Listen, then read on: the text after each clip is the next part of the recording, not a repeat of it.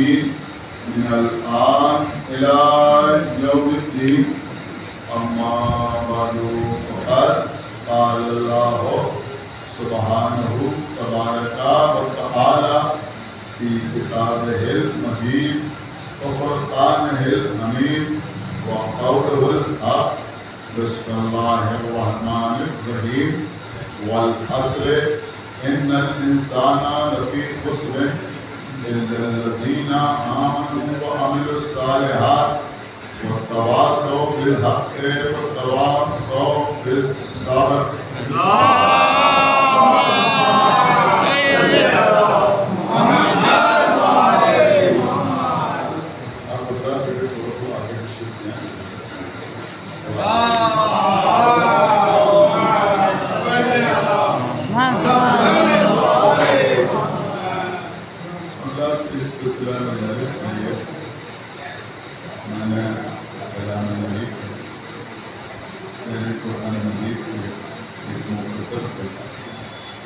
سورے کو کے طور پر کیا. اس سورے کو سورہ عصر کہا جاتا ہے. ارشاد اقدس سے جاری ہو رہا ہے بسم اللہ الرحمن الرحیم کے بعد والعصر، عصر کی قسم، زمانے کی قسم، وقت کی قسم. ان الانسان لفی خسر، سارے کے سارے انسان خسارے میں، گھاٹے میں، نقصان میں.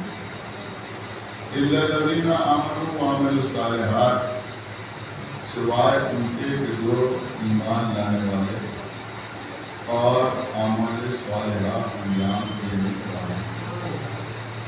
وتواصوا بالحق وتواصوا بالصبر، اور یہ لوگ صرف اپنی ذات تک ایمان لانے والے اور اعمال صالحات انجام دینے والے نہیں ہیں، بلکہ یہ دوسروں کو بھی حق اور صبر کی وصیت کرتے ہیں.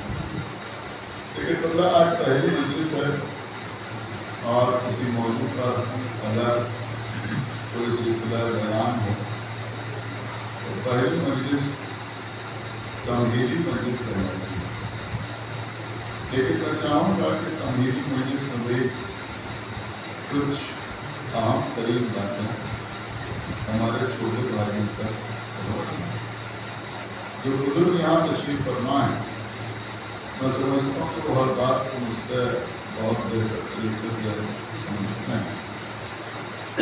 لیکن جب ہم کسی سے کوئی بات کرتے ہیں، کوئی گفتگو کرتے ہیں، تو کبھی کبھی تو ایسا ہوتا ہے کہ ہماری بات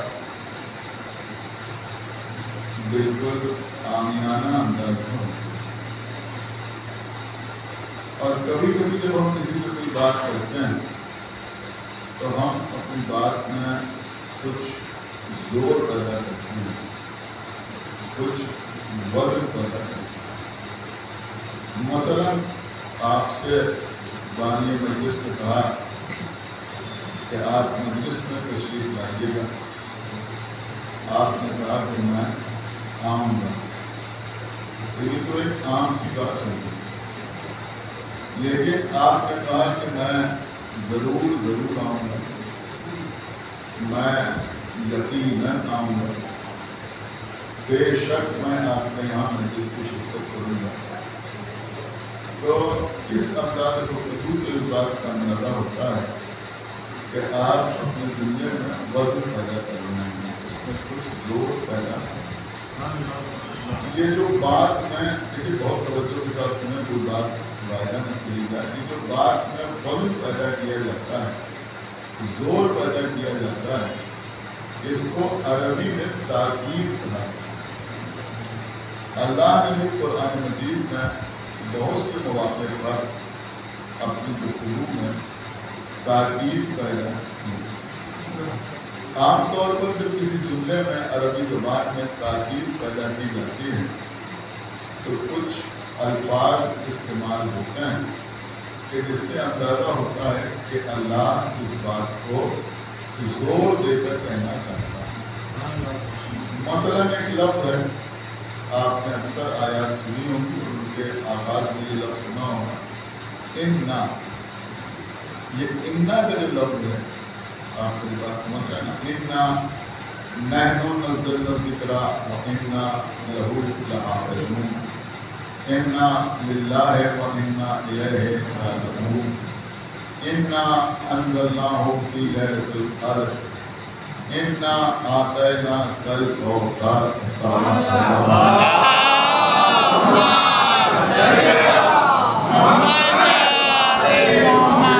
جہاں جہاں بھی اِنَّا کا لفظ آئے تو آپ یہ سمجھ لیجیے کہ یہاں پر اللہ اپنی بات میں تاکید پیدا کر رہا ہے، زور دے کر بات کہی جا رہی ہے۔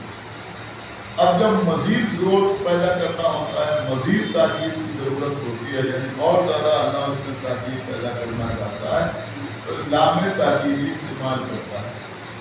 یہ جو سورہ ہے، ٹھیک ہے، آپ نے 1000 بار اس سورہ کو سنا ہوں لیکن شاید کبھی اس انداز سے غور نہ کیا ہو۔ یہ جو سورہ ہے والعصر ان الانسان لفی خسر، اس میں آپ غور کریں کہ دوہری تاکید استعمال ہوئی۔ سب سے پہلے تو اِنَّا استعمال ہو، ان الانسان، یہ اِنَّا کا مطلب ہے اللہ زور دے رہا بے شک، یقیناً، ان الانسان۔ پھر خالی اللہ یہ نہیں کہہ رہا کہ خسارے میں ہے بلکہ کہہ رہا ہے لفی خسر۔ تو یہ لام جو استعمال ہوا ہے یہ بھی تاکید کے لیے استعمال ہوا۔ تو ایک بات سمجھ میں آئی کہ انسان خسارے میں ہے، یہ بتانے کے لیے اللہ نے اِنَّا بھی استعمال کیا اور لام تاکیدی بھی استعمال کیا۔ اب عزیزو، اِنَّا اور لام تاکیدی کے بعد اگر اور زیادہ زور پیدا کرنا ہوتا ہے تو کبھی کبھی قسم کھائی جاتی ہے، قسم کھائی جاتی ہے۔ اس سورہ میں اللہ نے قسم بھی کھائی ہے، والعصر ان الانسان لفی خسر۔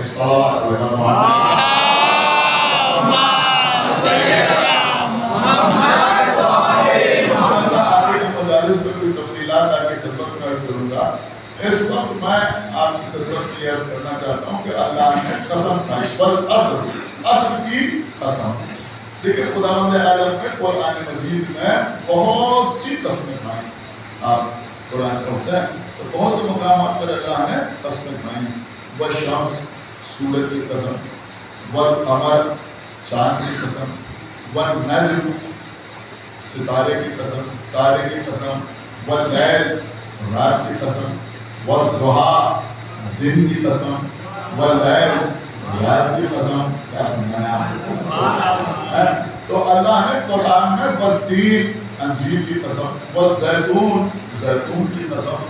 تو یہاں بھی اللہ نے قسم کھائی ہے، والعصر، عصر کی قسم۔ اب دیکھیے اگر آج کی مجلس میں صرف قسم کے اوپر آپ سے تھوڑی سی گفتگو کر لوں تو انشاءاللہ نوجوانوں کے لیے بڑے کام کی بات ہوگی۔ لیکن جب قسم، ہم بھی قسم کھاتے ہیں اور اکثر قسم کھاتے ہیں، بہت توجہ اپنی بات کسی کو منوانے کے لیے یا اپنی بات میں یقین پیدا کرنے کے لیے کہ دوسرے کو یقین آ جائے، اکثر ہم بھی قسم کھاتے ہیں۔ تو ہم بھی قسم کھاتے ہیں اور اللہ بھی قسم کھاتا ہے۔ بہت توجہ، ہم بھی قسم کھاتے ہیں، اللہ بھی قسم کھاتا ہے۔ ہم جو قسم کھاتے ہیں وہ قسم کیسی ہوتی ہے؟ مثلا آپ نے کہا اللہ کی قسم، آپ نے کہا کعبے کی قسم، آپ نے کہا قرآن کی قسم، آپ نے کہا مولا علی کی قسم، بہت توجہ، آپ نے کہا کہ امام حسین کی قسم۔ اب مومنین یہاں بیٹھے ہیں، جنہیں سمجھیں گے تو کون سمجھے گا؟ جب زیادہ زور دینا ہوتا ہے مومنین کو تو وہ کہتے ہیں جناب عباس کی قسم۔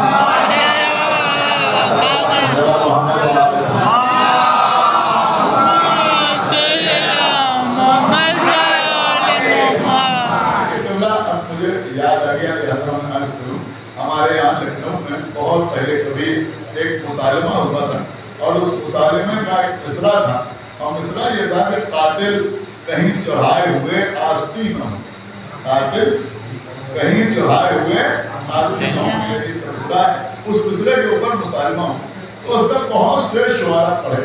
تو ہم نے اپنے بچپن میں ایک شاعر کو دیکھا ہے، وہ شاعر شیعہ نہیں تھے بلکہ سنی تھے، اہل سنت تھے، شاعر تھے، لیکن ان کی خصوصیت یہ تھی کہ وہ مومنین کی محفلوں میں آتے تھے اور مدح اہل بیت کرتے تھے، اور انہوں نے ساری زندگی اہل بیت کی مدح کے علاوہ کسی اور کی مدح کرنا پسند نہیں کی۔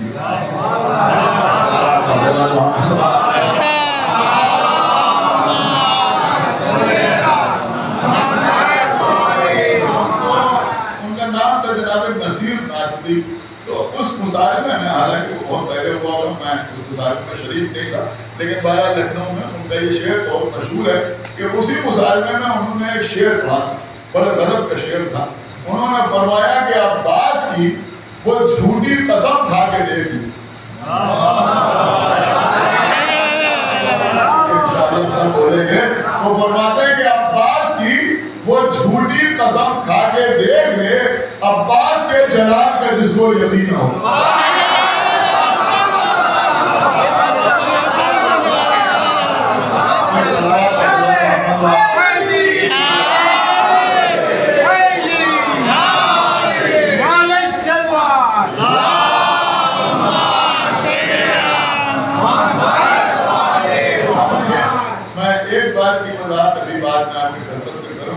کہ یہ ساری قسمیں ہم کھاتے ہیں، احترام کھاتے ہیں، تعظیماً کھاتے ہیں، لیکن جو شرعی قسمیں ہم بات جانتے ہیں کہ وہ اور ہیں، انشاءاللہ اس کے اوپر بھی تفصیلہ ہوگی۔ لیکن ہم جو قسم کھاتے ہیں تو کس کی قسم کھاتے ہیں؟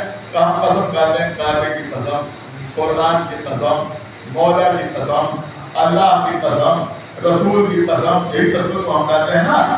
تو اب یہ قسمیں کس کی کھائی جاتی ہیں؟ عام طور پر اگر ہم اب کسی شخص کو اپنی بات کا یقین دلانا چاہتے ہیں تو کسی بزرگ شخصیت کی قسم کھاتے ہیں۔ کسی بزرگ شخصیت کی قسم کھاتے ہیں۔ مثلا ہم نے رسول اللہ کی قسم کھائی، یا کسی امام کی قسم کھائی، یا مولا عباس کی قسم کھائی، یا پھر کسی ایسی چیز کی قسم کھاتے ہیں کہ جس کو ہم بہت بزرگ سمجھتے ہیں، مثلا قرآن کی قسم، یا مثلا خانہ کعبہ کی قسم۔ اس کا مطلب کیا ہوتا ہے؟ اس کا مطلب یہ ہوتا ہے کہ بھائی دیکھو، ہم کعبے کی قسم کھا کے یہ بات کہہ رہے ہیں، اس بات پر تم یقین کر لو، اس لیے کہ اگر ہم جھوٹ بولیں گے تو خانہ کعبہ ہم سے ناراض ہوگا۔ یہ کچھ اور مطلب ہے بھائی، ہم مولا عباس کی قسم کھا کے کہہ رہے ہیں، اگر ہم جھوٹ کہیں گے تو مولا عباس کا عذاب ہم پر نازل ہوگا۔ لہذا ہم ایسی بزرگ شخصیت کی قسم کھاتے ہیں کہ سامنے والا یہ سمجھے کہ یہ قسم کھا رہے ہیں، ظاہر سی بات ہے کہ ان کی بزرگی کو ذہن میں رکھ کے یہ قسم کھا رہے ہیں۔ تو یا تو اس طرح قسم کھاتے ہیں، یا ایک قسم کھانے کا اور طریقہ ہوتا ہے۔ ہو سکتا ہے آپ نے قسم کے اوپر اتنے تفصیلات کبھی نہ سنا ہوں، بچوں سے کہہ رہا ہوں، بہت توجہ آپ بات کی جاتی ہے۔ ایک قسم کھانے کا اور طریقہ ہوتا ہے، وہ کیا ہوتا ہے؟ کسی نے کہا بھائی میں اپنی روزی کی قسم کھاتا ہوں، سنا ہے آپ، میں اپنی روزی کی قسم کھا کے کہتا ہوں۔ آپ دکان میں بیٹھے ہوئے ہیں، آپ نے کہا میں روزی کی قسم کھا کے کہتا ہوں۔ ان قسموں کی جو شرعی حیثیت ہے وہ انشاءاللہ بعد میں عرض کروں گا، لیکن کہتے ہیں یا نہیں کہتے؟ انہوں نے کہا بھائی ہم اپنی روزی کی قسم کھا کے یہ بات کہتے ہیں۔ یا آپ سنتے ہیں کہ کسی کے سامنے کھانا رکھا ہوا ہے، اس نے کہا بھائی یہ رزق ہمارے سامنے ہے، اس رزق کی قسم۔ اور میں آپ کی خدمت میں عرض کروں، ایک قسم ایسی ہوتی ہے کہ اچھا بھلا آدمی ہل کے رہ جاتا ہے۔ کسی نے اپنے چھوٹے سے بچے کے سر پہ ہاتھ رکھا تو میں اپنے بچے کی قسم کھا کے کہتا ہوں۔ غور کیا آپ نے؟ اب ان دونوں قسموں میں فرق کیا ہوتا ہے؟ فرق یہ ہوتا ہے کہ وہ قسم جو کھائی جاتی ہے کسی بزرگ شخصیت کی، وہ اس کی بزرگی کی وجہ سے کھائی جاتی ہے، اور یہ قسمیں جو کھائی جاتی ہیں یہ محبت کی وجہ سے کھائی جاتی ہیں۔ مطلب یہ ہوتا ہے کہ بھائی روزی کی قسم کھا رہا ہوں، اب روزی سے ہمیں محبت ہے نا، ہم اپنے بزنس کی قسم کھا رہے ہیں، اپنے دھندے کی قسم کھا رہے ہیں، روزی کی قسم کھا رہے ہیں۔ مطلب یہ ہوتا ہے کہ اگر ہم جھوٹ بولیں گے تو اسے نقصان ہوگا، اگر ہم جھوٹ بولیں گے تو ہمارا بچہ جو ہے وہ خدا نخواستہ بیمار ہو جائے گا، یا اس کے اوپر کوئی بلا نازل ہو جائے گی، تو آدمی کو یقین آ جائے کہ بھائی اپنے بچے کی قسم کھا رہے ہیں۔ تو یا تو کسی بزرگ شخصیت کی قسم کھائی جاتی ہے جس میں خوف شامل ہوتا ہے، کیا سنایا، یا کسی عزیز ترین شے کی قسم کھائی جاتی ہے جس میں محبت شامل ہوتی ہے۔ اب آپ مجھے سوچ سمجھ کے بتائیں، میں آپ سے پوچھتا ہوں کہ اللہ جو قسم کھاتا ہے تو کیوں کھاتا ہے؟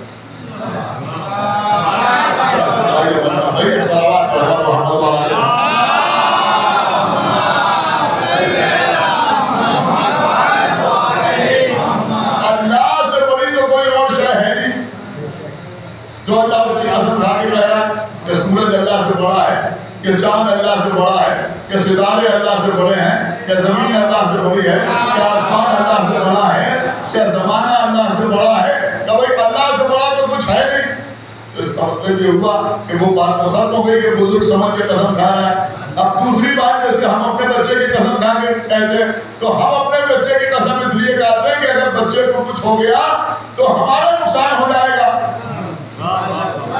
تو اب اللہ جو قسم کھا رہا ہے سورج کی قسم، تو اگر سورج کو کچھ ہو جائے تو اللہ پہ کیا جائے گا؟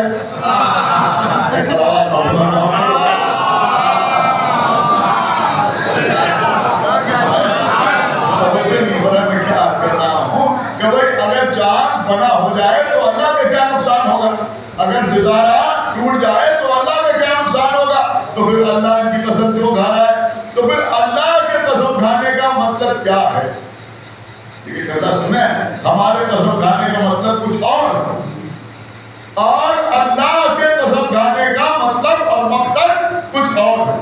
اللہ کے قسم کھانے کا مقصد کیا ہے؟ سنیں اللہ، ہمارے علماء نے تحریر کیا کہ اللہ جو قسم کھاتا ہے، سورج کی قسم، چاند کی قسم، ستارے کی قسم، وقت کی قسم، زمانے کی قسم، انجیر کی قسم، زیتون کی قسم، تو اللہ جو قسم کھاتا ہے تو اللہ کے قسم کھانے کا مطلب یہ ہوتا ہے کہ اللہ گواہ بنا رہا ہے. آپ نے نہیں سنا ہے؟ اللہ سورج کو گواہ بنا رہا ہے. تو کہہ رہا پر شمس، مطلب کیا ہوا کہ اس بات پر سورج گواہ ہے، اور قمر اس بات پر چاند گواہ ہے، اور نجم اس بات پر ستارہ گواہ ہے، والتین اس پر انجیر گواہ ہے، والزیتون اس پر زیتون گواہ ہے. اب یہاں اللہ کہہ رہا پر عصر اس پر زمانہ گواہ ہے، اس پر زمانہ گواہ ہے کہ انسان خسارے میں ہے. صلوات محمد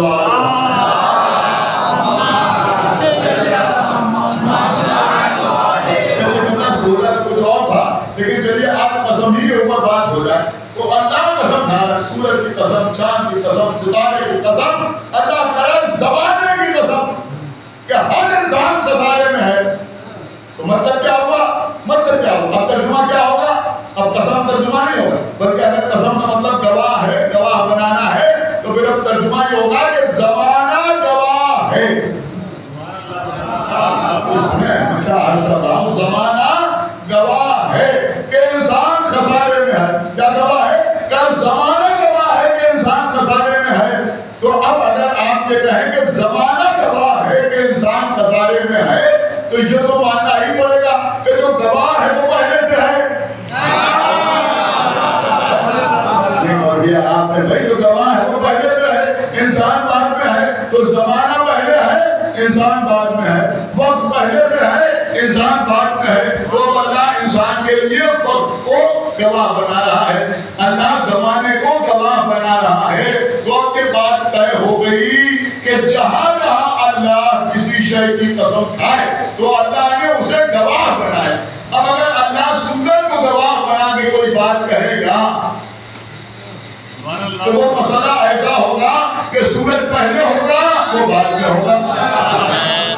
اب اگر کہیں چاند کو گواہ بنایا جا رہا ہے تو وہ واقعہ بعد میں ہوگا، چاند پہلے سے ہوگا. اب اگر کہیں ستارے کو گواہ بنایا جا رہا ہے تو پھر ماننا پڑے گا کہ ستارہ پہلے سے ہوگا وہ بعد میں ہوگا. اللہ نے قرآن میں ڈھیروں قسمیں کھائیں. اللہ نے قرآن میں ڈھیروں قسمیں کھائیں، لیکن شب جمعہ اور علی محمد کا دن ہے یہ بات کہ اللہ نے قرآن میں ڈھیروں قسمیں کھائیں. لیکن آج آپ نے حدیث قصہ پڑھی ہوگی جب پہلے بار چادر میں آئے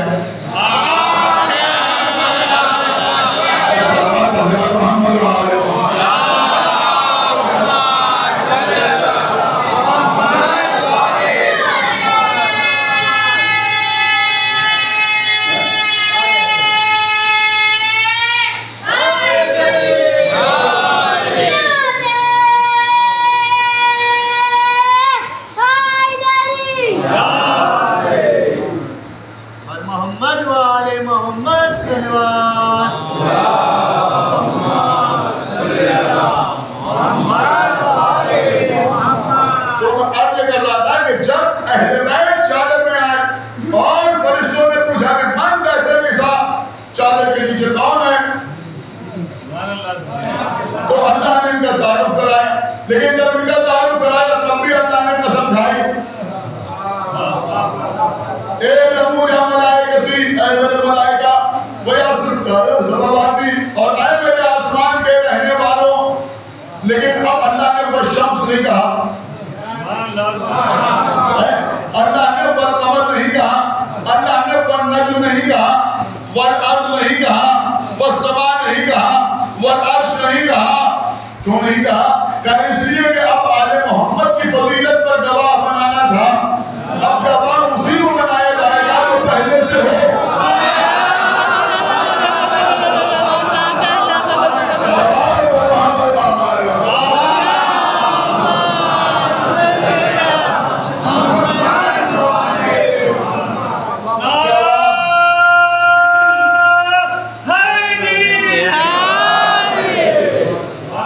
آپ نے گواہ کس کو بنایا جائے گا؟ کہ گواہ اس کو بنایا جائے گا جو پہلے سے موجود ہو.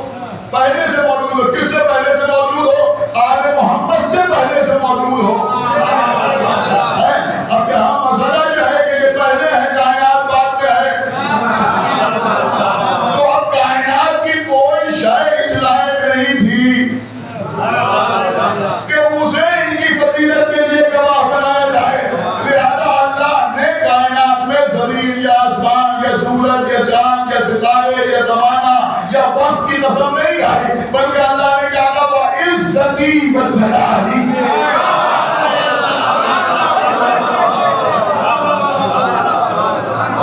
وہ عزتی و جلالی، اللہ نے کہا میں اپنی عزت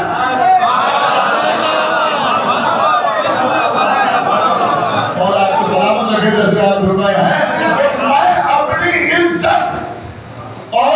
جلال کی قسم کھا کے کہتا ہوں،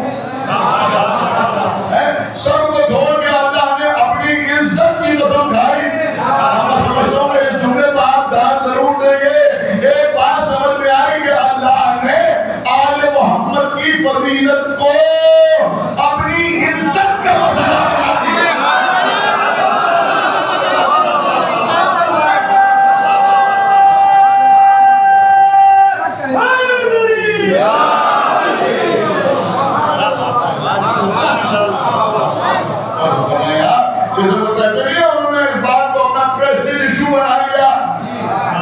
تو اللہ نے اہل بیت کے معاملے کو اپنا پریسٹیج ایشو بنا لیا، اپنی عزت کا مسئلہ بنا لیا. اب عزتی و جلالی، یعنی آل محمد کی جو فضیلت ہے اس پر میری عزت گواہ ہے، اس پر میرا جلال گواہ ہے. اب سمجھ میں آیا کہ ان کی طہارت پر، ان کی فضیلت پر، ان کی عظمت پر، ان کی ولایت پر، ان کی شجاعت پر، ان کی طہارت پر اللہ کی عزت بھی گواہ ہے اور اللہ کا جلال بھی گواہ ہے. تو اب اگر کائنات میں کوئی کسی بھی رخ سے اہل بیت کی کسی فضیلت کا انکار کرے،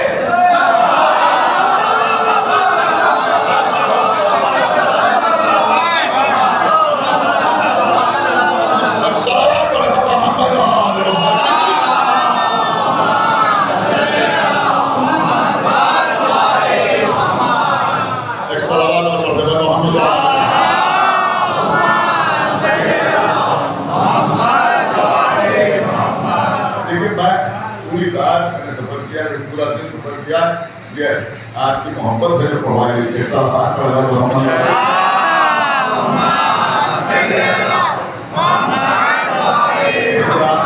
رسپانس کرنا ہے. یہی قوت ہے، یہی طاقت ہے. بہت توجہ آپ حضرات کی چاہتا ہوں. تو اللہ نے اپنی عزت و جلال گواہ بنا لیا. تو ایک بات سمجھ میں آئی کہ اگر کسی نے اہل بیت کی فضیلت کا انکار کیا تو وہ کتنا بڑا مجرم ہے. ارے بھائی وہ اتنا بڑا مجرم ہے کہ وہ اللہ کی عزت کو جھٹلا رہا ہے، اللہ کے جلال کو جھٹلا رہا ہے. اگر کوئی ان کی فضیلت کا انکار کر رہا ہے، اب اللہ کیا کہا؟ اے لمو، سنیں ماشاءاللہ. اب آپ ہاں ہو گئے سے اور ہماری بات آپ کی سمجھ میں آ رہی ہے، آپ کا مزاج ہماری سمجھ میں آ رہا ہے. لہذا ہمت پڑھنے کی بات آپ کی خدمت میں عرض کروں اور توجہ. دیکھیں اللہ نے کہا اے لمو، علی کے حضرات بیٹھے ہوئے ہیں. اب اس کا ترجمہ آپ کیا سنتے ہیں؟ اللہ نے کہا سنو. یہ تو سنتے ہیں نا, ٹھیک ہے, ایڈیومیٹک ٹرانسلیشن ہے. اگر یہ کہا جائے کہ اللہ نے کہا سنو, لیکن اعلموا کا مطلب کیا ہوا آپ کو پتا ہے؟ اعلموا کا مطلب ہوا جانو. اب اس سے آسان ترجمہ بات نہیں کرتے ہیں, علم حاصل کرو. سلام میں اللہ کہہ رہا ہے اعلموا, یعنی تمہیں اس بات کا علم ہونا چاہیے. جانو. کس کو جانو؟ کس بات کو جانو؟ آگے کیا بیان کیا؟ کہ اللہ نے فضائل اہل بیت بیان کیے.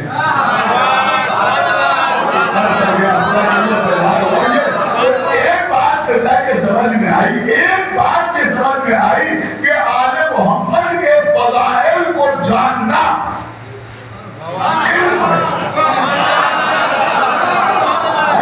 آل محمد کے فضائل کو جاننا علم ہے. اب اس کا میں عجیب و غریب مزاج بن گیا ہے کہ اگر کوئی 1 گھنٹے تقریر کرے اور اہل بیت کے فضائل نہ پڑھے,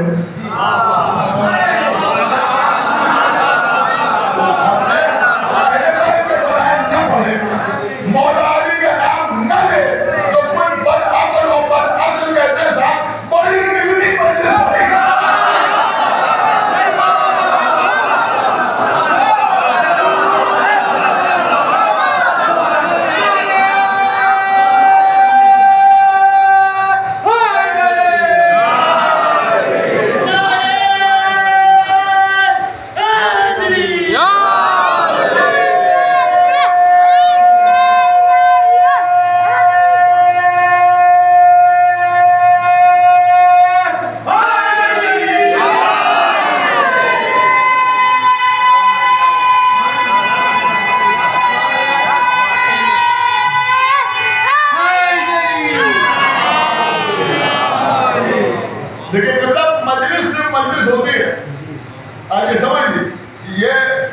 درمیان اختلافات پیدا کرنے کے لیے میں کہا صاحب یہ تبلیغی مجلس ہے.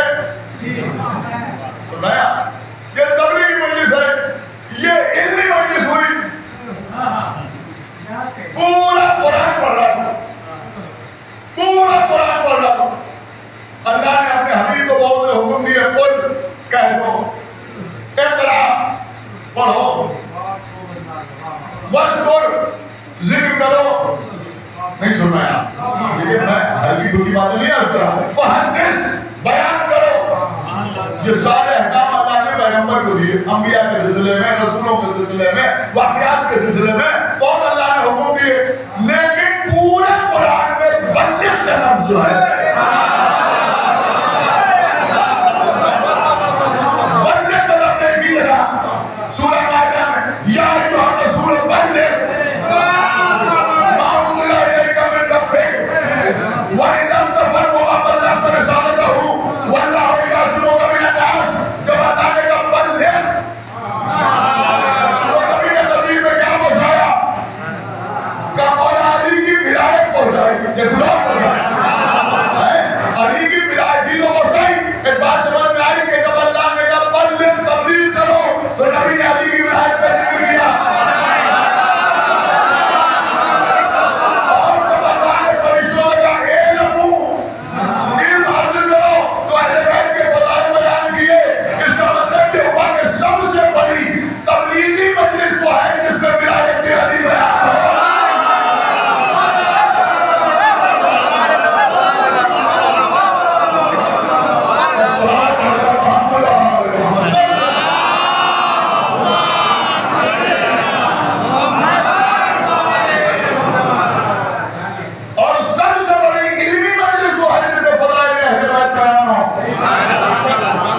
اس لیے کہ اللہ نے کہا اے ابو یا ملائکتی, اے میرے ملائکہ اور اے میرے آسمان کے رہنے والوں, علم حاصل کرو. وعزتی و جلالی, میں اپنی عزت و جلال کی قسم کھا کے کہتا ہوں, انی ما خلقت السماء مبنیۃ ولا ارضا مدیۃ ولا قمرا منیرا ولا شمسا مضیۃ ولا فلکا یدور ولا بحرا یجری ولا فلکا یجری الا فی محبت هؤلاء الذين هم تحت الكتاب.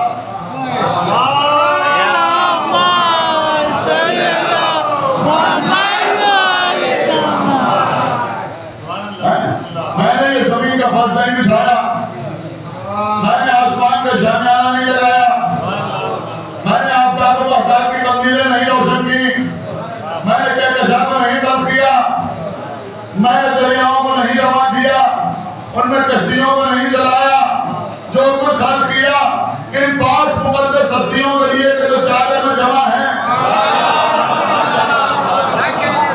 بس اللہ آپ مجھے یہ بتائیے اللہ کس سے کہہ رہا؟ بولیے یا اللہ کس سے کہہ رہا؟ آپ سے کہہ رہا؟ میں آپ سے مخاطب اے لمو یا ملائکتی، اے میرے ملائکہ۔ ملائکہ ہی تو کہہ رہے ہیں نا۔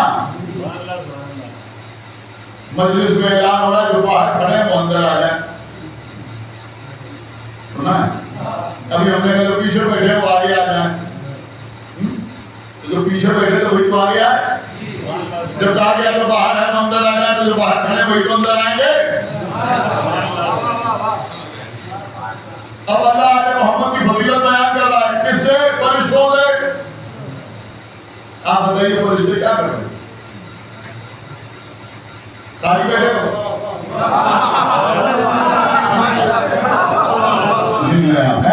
ساری بیٹھے تو یہ فرشتے جن سے اللہ کہہ رہا تم اہل بیت کی فضائل سنو۔ نہیں نہیں ایسا نہیں ہے، یہ فرشتے ہیں، ملائکہ ہیں۔ اور اللہ نے الگ بھی نہیں کیا کہ فلاں فرشتوں سے کہا جا رہا ہے، نہیں اے میرے ملائکہ، تمام ملائکہ کو اللہ مخاطب کر رہا ہے۔ فرشتوں کا عالم کیا ہے؟ جو رکوع میں ہے وہ رکوع میں ہے، جو سجدے میں ہے وہ سجدے میں ہے، جو قیام میں ہے وہ قیام میں ہے، جو تشہد پڑھ رہا ہے وہ تشہد پڑھ رہا ہے، جو بیت المعمور کا طواف کر رہا ہے وہ طواف کر رہا ہے، جو تسبیح کر رہا ہے وہ تسبیح کر رہا ہے، جو عرش الہی کو بوسہ دے رہا ہے وہ بوسہ دے رہا ہے۔ اب اللہ کہہ رہا ہے میرے ملائکہ سنو۔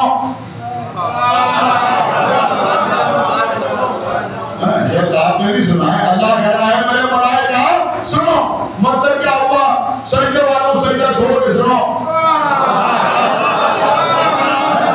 رکوع والوں رکوع چھوڑ کے سنو، قیام والوں قیام چھوڑ کے سنو، طواف والوں طواف چھوڑ کے سنو، تسبیح والوں تسبیح چھوڑ کے سنو۔ کیا سنو؟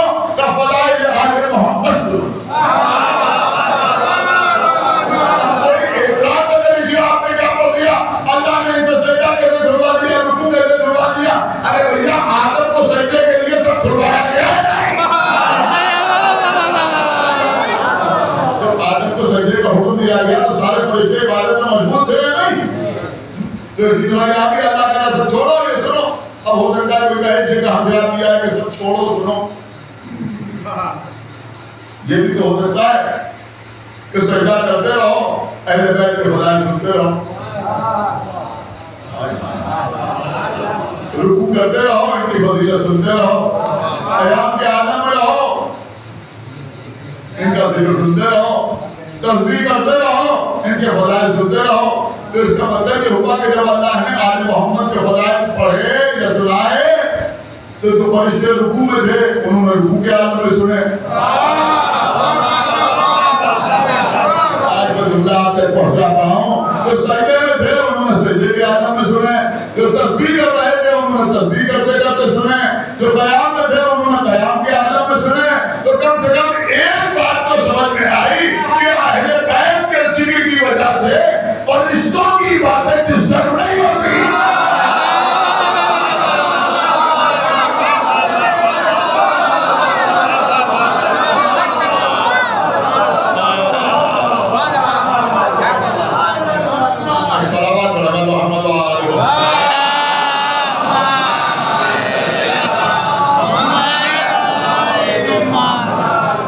اس لیے تو جب پاکستان میں لوگوں نے کہا کہ صاحب ہم مسجد کے سامنے سے ماتمی جلوس نہیں ڈالیں گے، تو جناب جوش بھری آبادی میں 2 مصرے فرمائے۔ انہوں نے فرمایا کہ مسجد کے سامنے تجھے ماتم ہے ناگوار، 2 مصرے ہیں، وہ فرماتے ہیں مسجد کے سامنے تجھے ماتم ہے ناگوار، اور دیکھے نظر ہوتا ہے تو پڑھتا نماز کا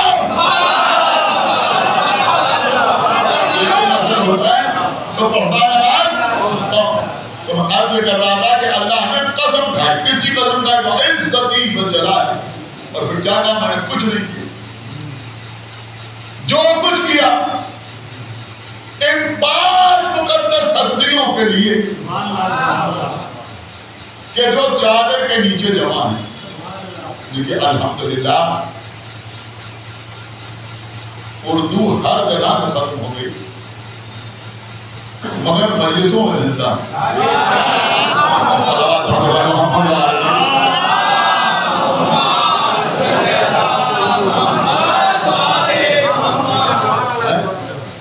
غلط تو نہیں کہا ہمارے کسی وجہ سے کہا ہے کہ مجھے ایک لفظ آپ کی خدمت میں عرض کرنا ہے انشاءاللہ اس لفظ کو آپ محسوس ضرور کریں گے اللہ نے کہا ان 5 مقدس ہستیوں کے لیے کہ جو چادر کے نیچے جمع ہیں خمسۃ الذین هم تحت الحساب اللہ کا کوئی لفظ بیکار نہیں ہوتا پروردگار یہی کہہ دے کہ جو چادر کے نیچے جمع ہے یہ نہیں کہا بلکہ کہا ان 5 کے لیے جو چادر کے نیچے جمع ہے اگر یہی کہہ دیتا جو چادر کے نیچے جمع ہے تب بھی تو یہی مراد ہوتے لیکن نہیں اللہ نے کہا ان 5 کے لیے جو چادر کے نیچے جمع ہے کیوں کس لیے آپ تمہارے کس وجہ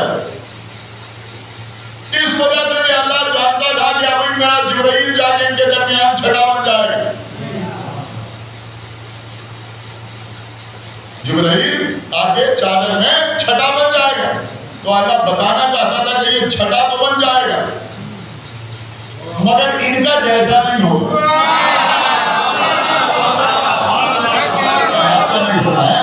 چھٹا تو بن جائے گا مگر 3 یا 4 سال پہلے میں نے لکھنؤ میں یہ جملہ پڑھا تھا اس وقت آپ کو ذوق سماعت دے کے جی چاہ رہا کہ آپ کی خدمت میں یہ جملہ عرض کر دوں پوری توجہ کے ساتھ آپ سماعت فرمائیں کہ جبرائیل چھٹا تو بن جائے گا لیکن پنجتن کا جیسا نہیں بنے گا پنجتن کا جیسا نہیں بنے گا چھٹی تو بنے گا سال سے ایک تو سنتے گا جبرائیل نے کہا پروردگار اجازت ہے کہ میں بھی جا کے چھٹا بن جاؤں ٹھیک ہے جا لیکن محمد سے اجازت دے لینا اجازت دی چادر کے اندر آ گئے لیکن اللہ نے بتایا کہ وہ چھٹے تو بن گئے مگر وجہ تخلیق کائنات نہیں وجہ تخلیق کائنات یہی 5 ہیں یہ کوئی معمولی آدمی ہے جبرائیل مدد ہے آدمی تو ہم نے کہہ دیا آپ کی زبان میں آدمی نہیں مدد ہے فرشتہ ملائکہ کے استاد سننے گیا روح الامین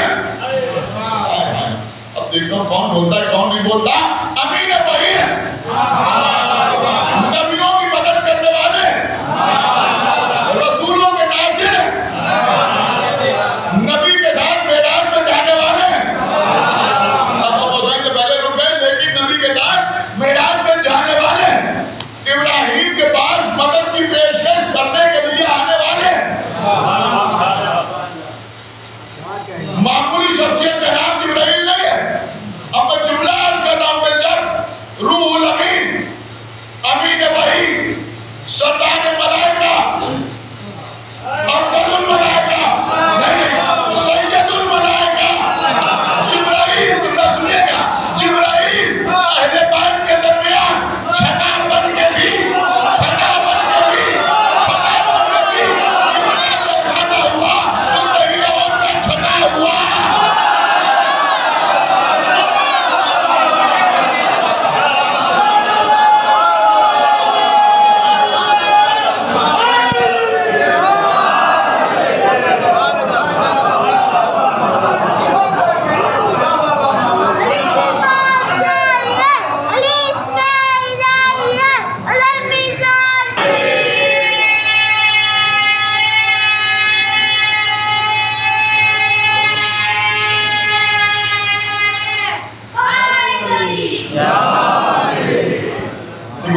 گجرات کی سرزمین ہے لیکن بہرحال ماشاءاللہ آپ اردو بولتے ہیں میں آپ کی خدمت کا اس کے لیے عربی اور فارسی تو بہت دور کی چیز ہے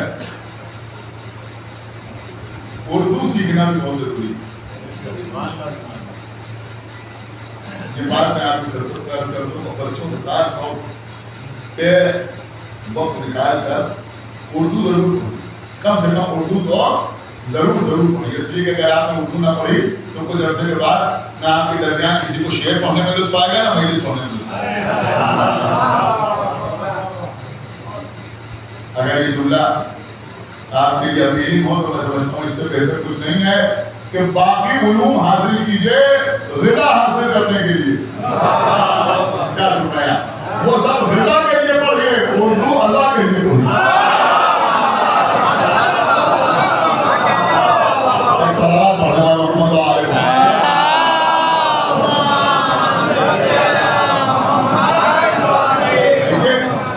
اردو میں بھی بڑی باریکیاں ہیں، ان باریکیوں کو لوگ سمجھتے نہیں. میں ایک مثال دوں اور اس کے بعد وہی چھٹا آپ کے سامنے عرض کروں. یہ میں اس لیے حکمت کر رہا ہوں پڑھنے کی کہ بزرگ تو دو چار بیٹے ہیں، باقی سب بچے میرے ہیں، میرے سامنے بیٹھے ہوئے تو میں پڑھ سکتا ہوں کہ بزرگ مجھے معاف کریں گے. دیکھو بیٹا، مانتا یہ ہے کہ جیسے میں عرض کروں، ایک لفظ ہے دوڑنا اور ایک لفظ ہے بھاگنا.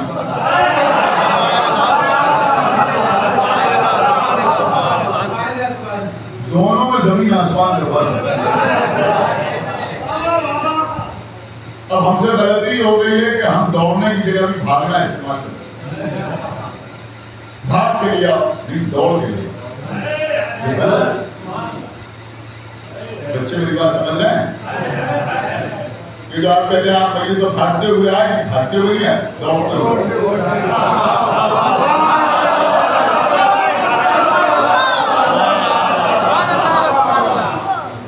گھر سے فون آیا کہ والد صاحب کی طبیعت کچھ خراب ہے، لیکن ہم بھاگتے ہوئے نہیں، بھاگتے ہوئے نہیں کہ دوڑتے ہوئے.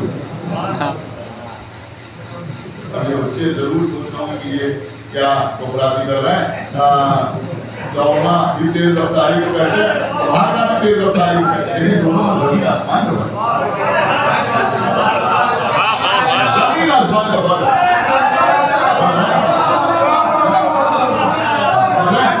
زمین آسمان کا فرق ہے. آپ جب ایکسرسائز کرنے کے لیے اسے دوڑنا کہتے ہیں، بھاگنا نہیں کہتے. دوڑنا اور بھاگنا، حالانکہ دوڑنے میں بھی رفتار میں تیزی ہوتی ہے، بھاگنے میں بھی رفتار میں تیزی ہوتی ہے. اب دیکھیں اس سے بہتر، اب اس کو میں بزرگوں سے داد چاہوں گا، اس سے بہتر شاید کوئی اس کی تعریف کر نہیں سکتا، اس فرق کو بیان نہیں کر سکتا. جو میں عرض کر رہا ہوں کہ دوڑنے اور بھاگنے میں فرق یہ ہے کہ جب دوڑنے میں خوف شامل ہوتا ہے تو اسے بھاگنا کہتے ہیں.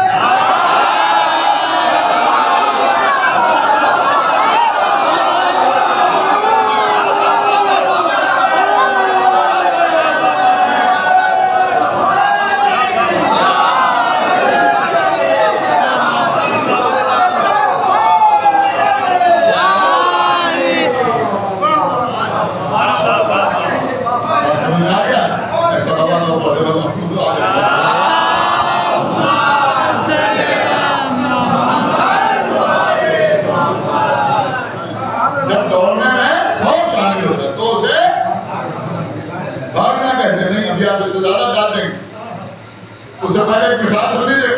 شیر دوڑ رہا ہے، شیر دوڑ رہا ہے، آگے آگے ہرن بھاگ رہا ہے.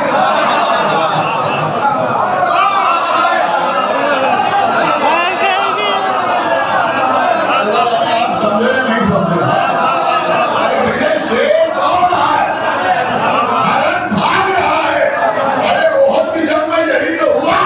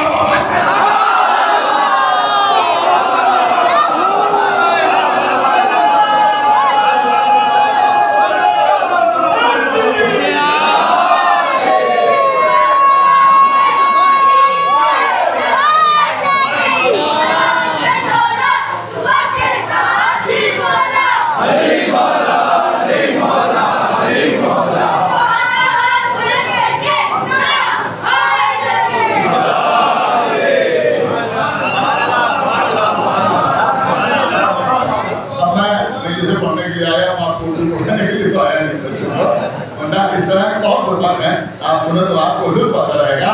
جیسے کہتا ہے کہ دوڑنا بھاگنا، ایسے ہی دیکھیے دو لفظ ہیں. ایک ہے چنا، نہیں اور کیا؟ ایک ہوتا ہے چنا ہوا اور ایک ہوتا ہے چھٹا ہوا.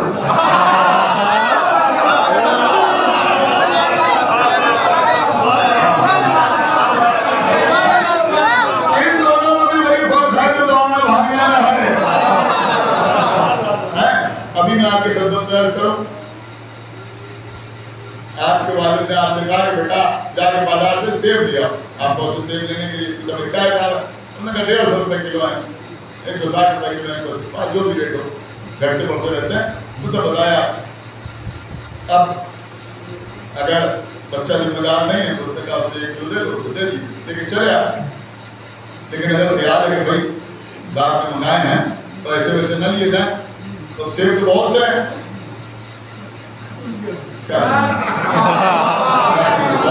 اور دنیا آپ نے ایک سیب کو اٹھایا, ادھر سے دیکھا ادھر سے دیکھا, جب سب طرف سے دیکھا اور دیکھا اس میں کوئی داغ نہیں ہے, اس میں کوئی دھبا نہیں ہے, اس میں کوئی عیب نہیں ہے.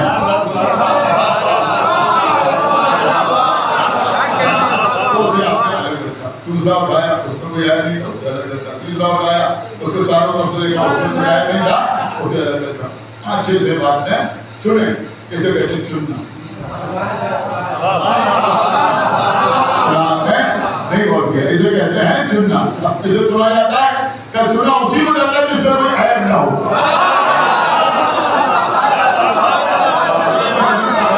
چنا اسی کو جاتا ہے جس میں کوئی عیب نہ ہو. اللہ تعالیٰ ثم اورثنا الکتاب الذین اصطفینا من عبادنا, ہم نے اپنی کتاب کا وارث انہیں بنایا جنہیں ہم نے اپنے بندوں میں سے چن لیا.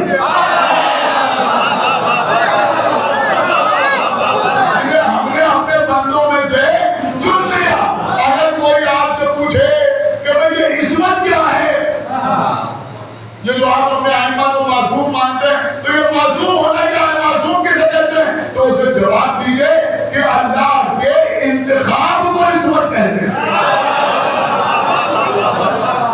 جب ہم اسے چنتے ہیں جس میں کوئی عیب نہ ہو, تو اللہ بھی اسی کو چنتا ہے جس میں کوئی عیب نہ ہو. تو ہم الحمدللہ انہیں کو مانتے ہیں جو اللہ کے چنے ہوئے ہیں. اب ایک آدمی اپنے ٹھیلے پر سیب لے کے آیا منڈی سے, 50 کلو لے کے آیا.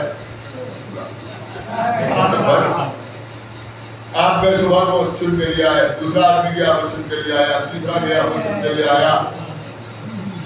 دھیرے دھیرے سب بک گئے, بک گئے. رات میں 11 بجے ہم پہنچے, تھوڑا سا لیے بیٹھا. اب ہمیں بھی خریدنا, ہم خرید کے لے آئے. اب جو خرید کے لے آئے تو ہماری ایجنٹ ارے ٹھیک ہے, لے آئے سب چڑھے ہوئے ہیں. آپ دیکھا نہیں کیسے کیسے ڈالی ہیں, آپ لے آئے. ہم نے کہا کیا کریں بھائی, دیر میں گئے تھے, ابھی چھڑے ہوئے تھے.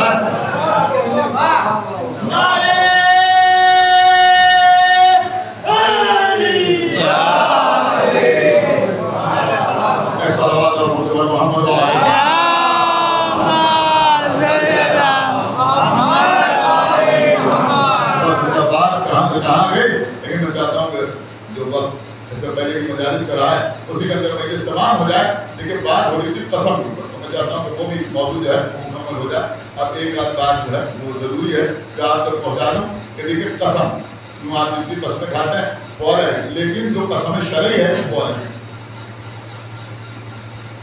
قسم شرعی کا معاملہ یہ ہے کہ اگر قسم شرعی کھانے کے بعد کسی نے قسم کو توڑ دیا تو کفارہ واجب ہے.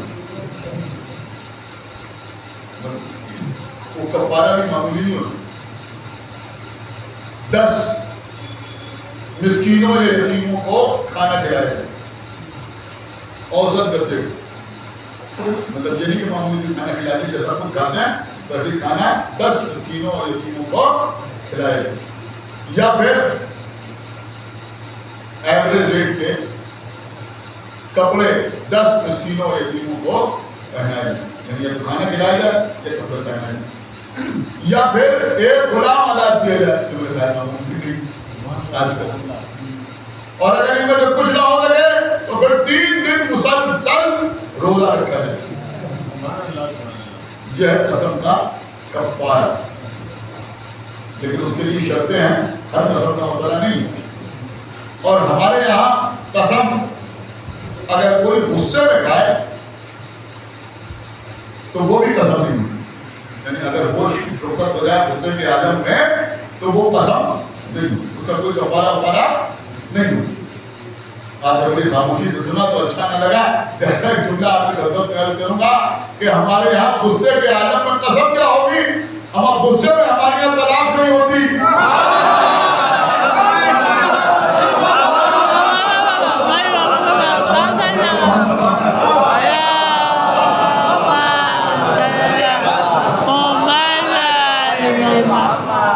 میرے بچے سمجھ رہے آپ بیٹھے. اب وہ شرعی قسمیں کیا ہے کہ اگر آپ نے قسم کھا کے کہہ دیا کہ میں ایسا کروں گا اور نہیں دیا تو کفارہ واجب ہو جائے, تو وہ شرعی قسمیں کیا ہے؟ میں سمجھتا ہوں کہ شرعی قسموں میں کچھ تو ایسی ہیں کہ جن کو لوگ قسم ہی نہیں سمجھتے. بعض لوگ بار بار کہتے ہیں واللہ واللہ واللہ, یہ واللہ جو ہے یہ ہے شرعی قسم. کیا ہے واللہ؟ اگر واللہ کہتے ہیں کچھ کہا جائے تو یہ ہے قسم شرعی. واللہ باللہ یاد رکھیے, یاد رہے گا نا. ایک کیا ہو بولیے واللہ, پھر باللہ, اور ایک قسم اور ہے تلہ. واللہ باللہ تلہ, یہ 3 قسمیں جو ہیں یہ شرعی حقیقت. اگر ان میں سے کوئی قسم کھا کے آپ نے کوئی بات کہہ دی یا کوئی کسی نے وعدہ کر لیا تو اس کو توڑنا, اس کے بعد کفارہ واجب. سمجھنا؟ حالانکہ اگر کسی نے جھوٹی قسم کھائی تو اس کا کفارہ نہیں, اس کا تو عذاب ہے, اس کے لیے ہماری توبہ کی جا سکتی ہے. اللہ توبہ قبول کرے یا نہ. تو واللہ باللہ تلہ, یہ ہے 3 شرعی قسم. میں سمجھتا ہوں بس بات کو تمام کر دیا جائے.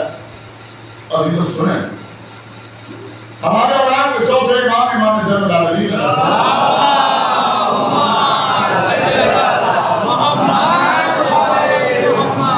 کربلا کے بعد 35 سال مسلسل روتے رہے,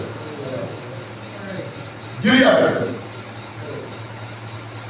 کھانا سامنے آیا تو روئے, پانی سامنے آیا تو روئے. کسی نے پوچھا مولا کھانا دے کے کیوں روئے؟ کہ جب کھانے کو دیکھتا ہوں تو کربلا کے بھوکے آتا ہے. اس کا مولا پانی دے کے کیوں روئے؟ کہ جب پانی دیکھتا ہوں تو کربلا کے پیاسے آتا ہے. سنا دیجیے آج آپ بہت روئیں. ہمارے چوتھے امام کے لیے ملتا ہے کہ جب امام مدینے کے بازاروں میں گزرتے تو اگر کسی قسام کے سامنے کوئی کل ہے گوشت بن رکھا ہو, یعنی اگر گوشت کا کوئی ٹکڑا رکھا ہوتا تو وہ اس کے اوپر کپڑا ڈال دیتا, اس لیے کہ اگر امام کی نظر پڑ جاتی تھی تو رونے لگے, اور روتے ہوئے آگے بڑھ کے اس قسام سے پوچھے کہ تو نے اس جانور کو ذبح کرنے سے پہلے پانی پلا دیا؟ تو وہ کہتا تھا مولا ہم آپ کے جد کا کلمہ پڑھنے والے, ہم اس وقت تک جانور کو ذبح نہیں کرتے جب تک اسے 3 مرتبہ پانی نہ پلا دے. ایک مرتبہ امام کربلا کا رخ کرتے تھے اور پھر فرماتے تھے میرے بابا آج مسلمان جانور کو ذبح کرتا ہے تو پہلے امام یہی 3 شرعی قسمیں کھاتے تھے, واللہ باللہ ثم تلہ, 3 قسمیں کھاتے شرعی قسم. پھر کہتے تھے واللہ باللہ ثم اللہ وجل ابی بشار، آج میرا بابا کربلا میں پیار امام حسین علیہ السلام کی تشریح اللہ کو کسی کا بین اللہ سوائے ہمیں سید الشہداء بس مجلس تمام ہو رہی ہے. یہ پیاس اور امام حسین کی پیاس زندگی بھر امام زین العابدین اپنے بابا کی تشریح کو یاد کرتے ہوئے روتے رہے. کیوں نہ روتے؟ اس لیے کہ جب بابا رسول آخر کے لیے آئے تھے تو کیا کہا؟ جب آج کھولی تشریف فاتحہ ہوا اور شہزادی زینب نے کہا بیٹا سید سرکار تمہارے بابا تم سے رخصت آخر کے لیے آئے. تو کہا بابا حبیب ابن مظاہر کہاں ہیں؟ قتل ہو. کہ بابا مسلم ابن اسدہ کہاں ہیں؟ مارے گئے. کہ بابا سعید الظاہر کہاں ہیں؟ تینوں سے جلدی ہو گئے. کہ بابا اون محمد کہاں ہیں؟ مارے گئے. کہ بابا قاسم برباد ہو گئے. کہ بابا میرا بھیا علی اکبر سینے میں برچی لگی. ایک مرتبہ تو ہنیا وہ زور دے کے اٹھے میرے جزا پاس.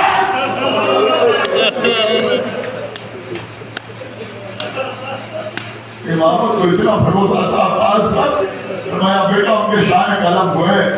اے میرے لال کیوں سمجھ دو کہ مردوں میں میرے اور تمہارے سوا کوئی باقی نہیں ہے.